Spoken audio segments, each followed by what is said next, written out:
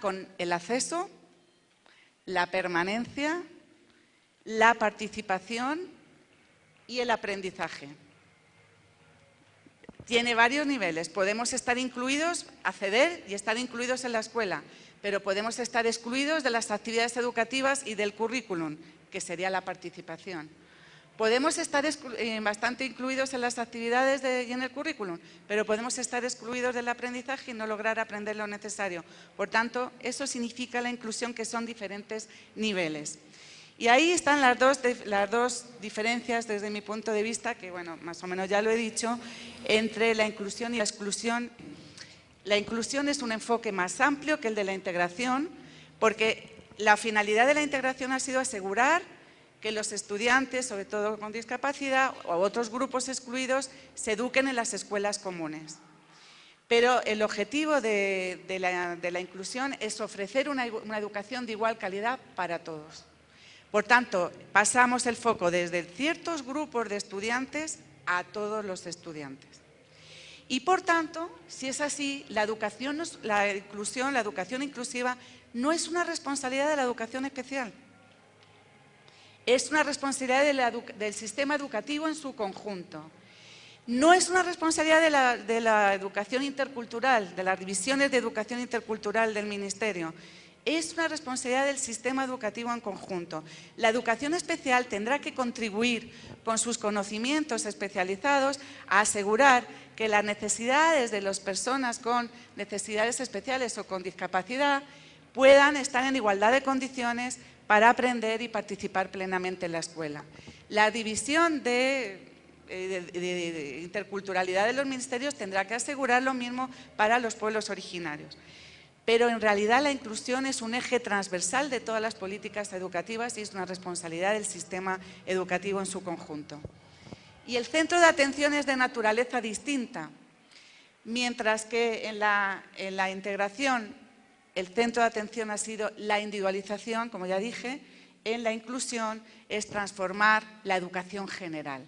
La educación inclusiva afecta a la educación general. Tenemos que cambiar sus enfoques, sus prácticas, sus culturas, los contenidos, etc. Por tanto, si afecta a la educación general, la educación inclusiva debe ser un eje transversal de la toma de decisiones de las políticas educativas de carácter general y no limitarse a programas periféricos para atender a determinados grupos. Por tanto, ¿cuáles son los 4 elementos o señas de identidad de la educación inclusiva? Implica una nueva visión de la educación general basada en la diversidad y no la homogeneidad. Todos los estudiantes, y no solo algunos, son diferentes. La larga tradición de considerar las diferencias como aquello que se aleja de la norma o de lo frecuente ha ido llevando a que aquellos que se alejan de esos estándares sean considerados sujetos diferentes y objeto de programas diferentes. Desde la idea de la inclusión, las diferencias son consustanciales a los seres humanos y todas las personas, como ya dije antes, y no solo algunos, son diferentes. El segundo elemento es que diversidad no es lo mismo que desigualdad, aunque lamentablemente muchas veces las diferencias devienen en desigualdades. Mientras que las diferencias son consustanciales al ser humano, las desigualdades tienen que ver con factores externos, cuando se establecen asimetrías entre grupos, cuando las diferencias se utilizan para seleccionar, etc. Por tanto, las desigualdades se provocan desde afuera, no desde el sujeto. Y muchas diferencias en América Latina y en otros países van de la mano de las desigualdades. Y la educación tiene la obligación moral y el compromiso ético de eliminar las desigualdades, pero no de obviar ni eliminar las diferencias. Y el tercer elemento es que las diferencias no son una dificultad, sino una oportunidad para enriquecer los procesos de aprendizaje y de desarrollo de las personas. Muchas veces los estudiantes tienen dificultades de aprendizaje justamente porque no se consideran sus características a la hora de aprender y sus necesidades. Pero las diferencias hay que celebrarlas como algo que nos enriquece, como una oportunidad y no verlas como un obstáculo. Un segundo elemento es que desde la inclusión el problema nunca es el niño, el estudiante, el problema es la escuela y el sistema educativo. Las barreras para el aprendizaje y la participación surgen de la interacción entre las personas y los contextos en los que desenvuelven las políticas institucionales, las prácticas educativas, las actitudes de las personas, los prejuicios, etc. Por tanto, la atención tenemos que ponerla en ver cómo eliminamos aquellas barreras que limitan el aprendizaje y la participación de todos.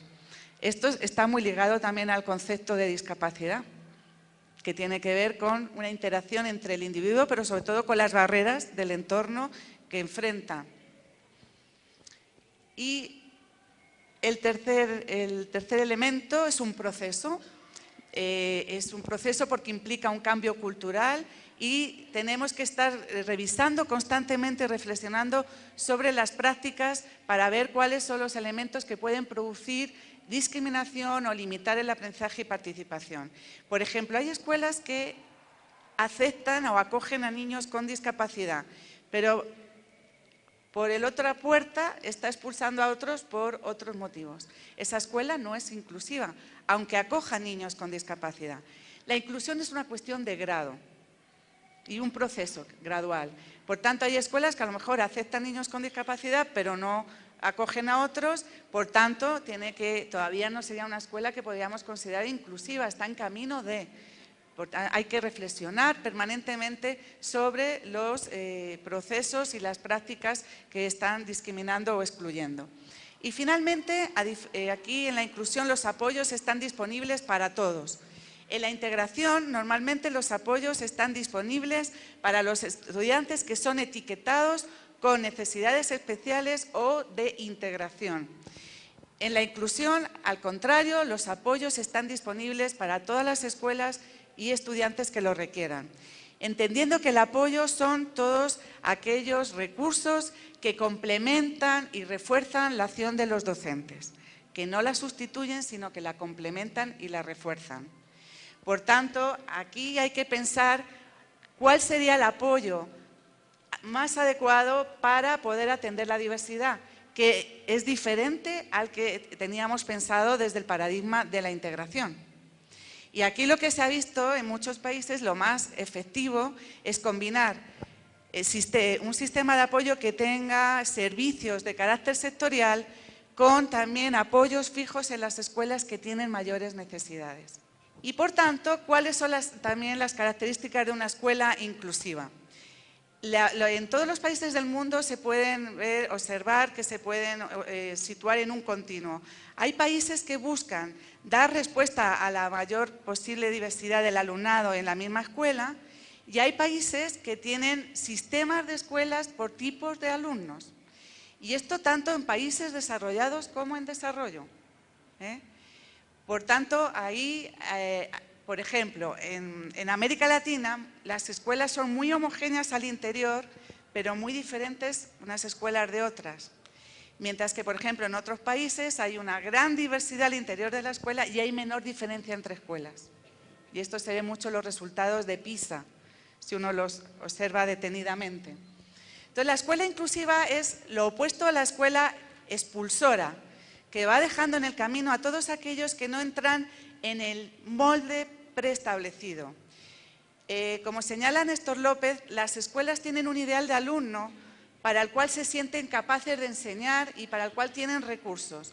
Cuando a las escuelas llegan alumnos distintos de ese ideal, a veces los docentes no saben muy bien cómo establecer una relación con ellos. Eso suele influir en la autoestima de los estudiantes y, por tanto, muchas veces eso produce dificultades de aprendizaje y de participación.